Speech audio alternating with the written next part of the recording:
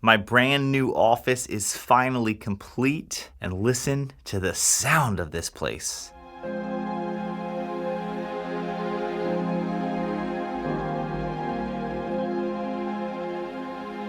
So recently, my family and I moved to Texas, and one of the very first things that I wanted to do after we got our new home built is I wanted to build out my home studio again to be more like I had in Pennsylvania, which was a fully treated recording studio style and sound quality type of place that I could do what I love and not have to worry about sound being a big issue.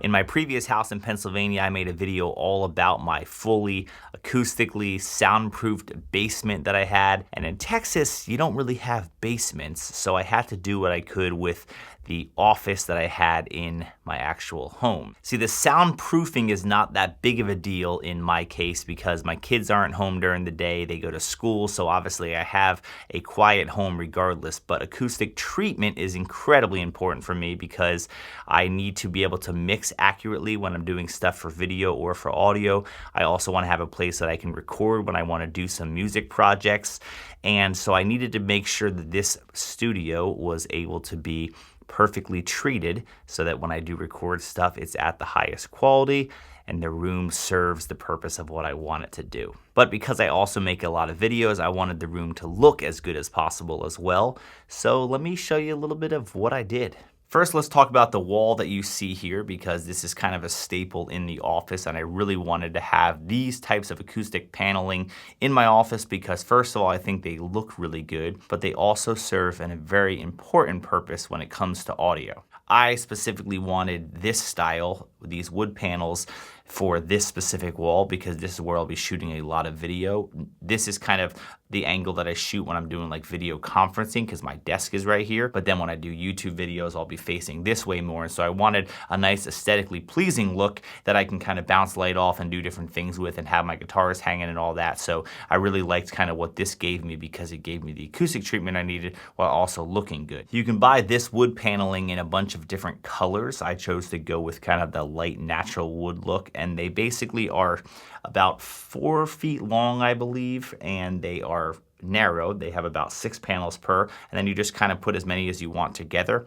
Now, I did it in a certain pattern for a specific reason and also because I wanted space in between to be able to hang guitars, but I also wanted it to kind of match the way the windows were. So there's actually another window that's like hidden here behind, basically covered it up so that I only have 2 windows in here so I could kind of control my light a little bit better. They do a fantastic job, and it was very important for me that I had them on this wall and also this wall because one of the things when you're actually setting up a room for mixing, meaning mixing audio and you want consistency, you have to pay attention to where your speakers are pointing.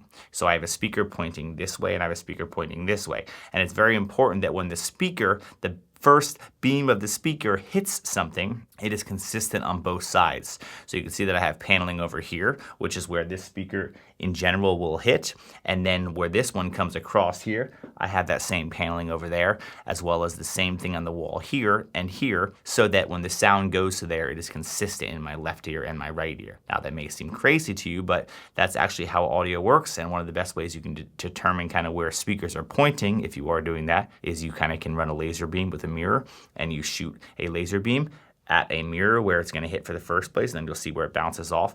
So it's important that you don't have really like deadening treatment over here and then nothing over there because it will sound different in your left and right ear. This is getting a little nerdy, but just so you know why I have those set up. So I have them all along this wall, and then I have them in the back here, and then I have them on this side over here as well.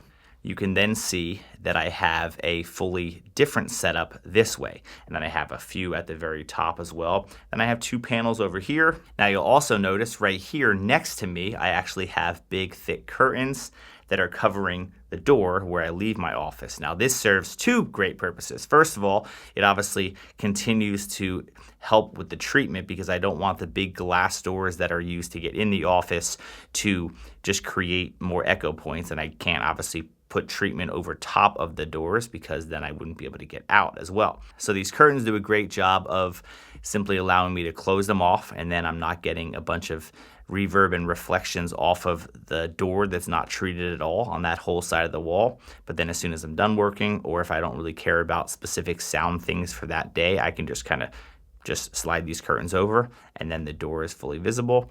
But this also works really well because when these are closed, my kids kind of know that I'm working and not to bother me. And I also specifically got them long enough that they cover the bottom of the door so they prevent sound from going out and they prevent sound from coming in a bit as well, which definitely helps just kind of keep some privacy in this room and not have to worry about hearing everything else happening in the house. I also have those curtains on these windows.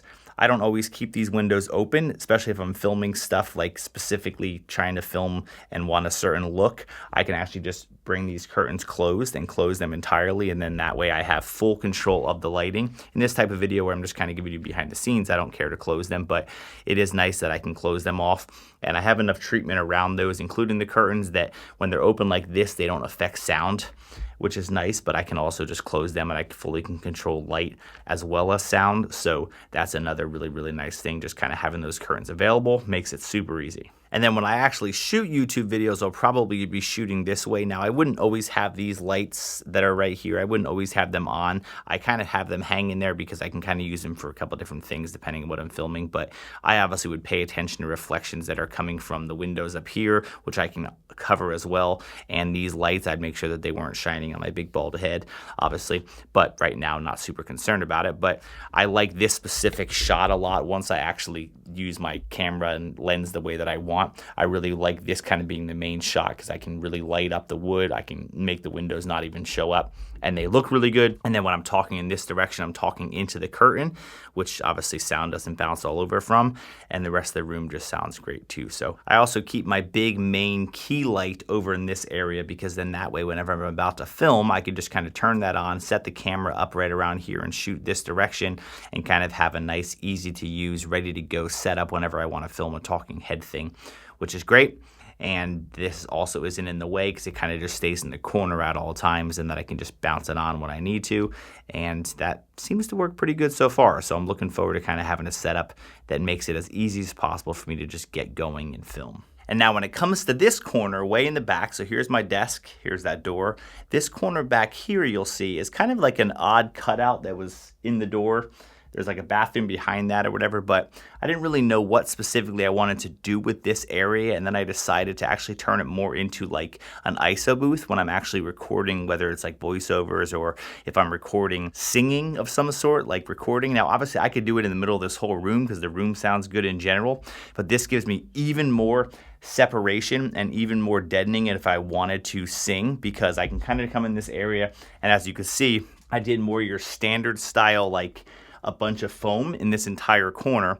And then that way, if I ever want to come and just sing, I can specifically come in this area and then I'm just in a very, very dead, nice sounding, completely dead corner. And then when I'm not using this area, I just sometimes will store stands and stuff in this little cove back here. But for the most part, it works pretty good. And then last but certainly not least, and one of the most underrated things that you can do to help treat a room is right here.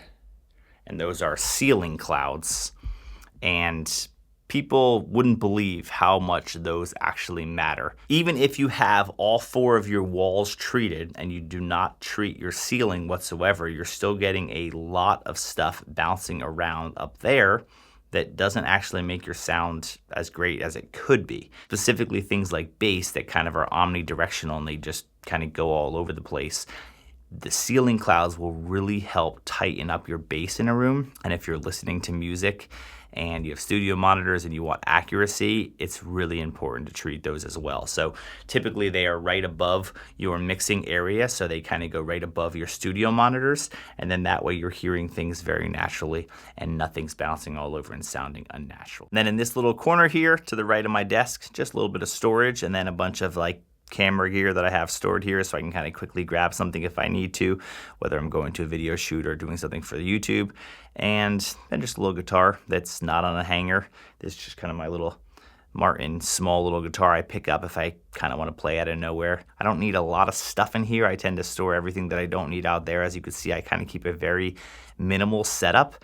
I like it to be as clean as possible and not busy, because I don't want to move things around all the time when I film. And I also want to be able to have very little things that can reintroduce sound. If I put up a bunch of storage in here, I would have to kind of retreat that storage. That's why, like, if you go to a recording studio, you'll notice that there's not like just stuff always all over the place, because then it throws off your acoustics as well. So I wanted to keep it very minimal and be able to have it just ready to go and sounding good all the time. Now, obviously, when I am sitting at my desk, that's also where I tend to have all of my Zoom meetings and meetings with clients or potential clients or consultations with people on YouTube, whatever. And I wanted to be able to have a spot that looked good as well from there. But obviously I have all my lighting set up that way, and I have a big window that way, so I needed to make sure I had some lighting on this side as well. So I decided to get these little desk mount stands for lights that holds my little Nan lights. They're great because I have one on each side of my desk, and I can very easily just fill light from whatever side I want, just turn them on. I only need to have them at a 10-20% intensity, and they just give me a nice amount of light, and I can obviously change that. But I can just flip on my webcam and be able to have a great Zoom meeting and not worry about having to like move things all around and keep things set up. And I like the look of this direction as well, because it kind of looks studio-y, and I like kind of seeing the light in there and the cameras and all that. It feels very natural for what I'm going for. So that was a big important thing for me too, is I wanted to be able to have a setup that worked when I shot this way, or a setup that worked when I shot that way, or this way, kind of being able to have lighting set up a little bit of every direction so I can kind of change even the look of what I'm going for on a video by video basis. And I really like the way it came out. Now you'll also notice that underneath my desk, very clean cable management. This is actually a cool little thing I got on Amazon. Totally not sponsored at all, but it's like a super easy, no drilling required little bracket thing that you put on your desk, and then it has this little holder underneath with a ton of space that you can just essentially put all your cables in there, and it keeps it so nice and clean. I've tried so many different things in the past, but this made it so easy. I cannot stand when I have cables all over the place, but when you're someone like me who has so many different things happening, lights and studio monitors and audio interfaces and computers and hard drives, there's so many cables, and this thing is amazing, because it just makes it so easy to just stuff your things in that little holder. It's not going anywhere, and you don't have to drill anything. You don't have to tape anything. You zip ties. You just kind of throw it in that little sack. It's fantastic. I'll put a link down below. Totally not affiliated whatsoever. I don't even know what the company is. I'll just put the Amazon link for it, but I've been pretty happy with this. I just got this and just got it all set up, and it's pretty nice and easy. So yeah, that's a little behind the scenes look at my new office. I absolutely love it.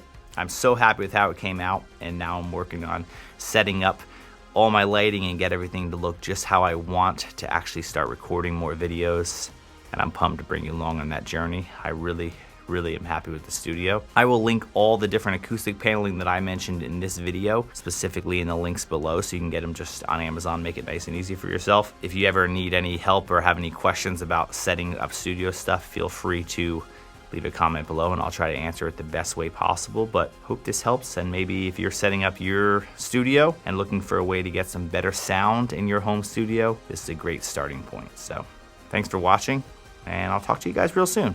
Appreciate you being here.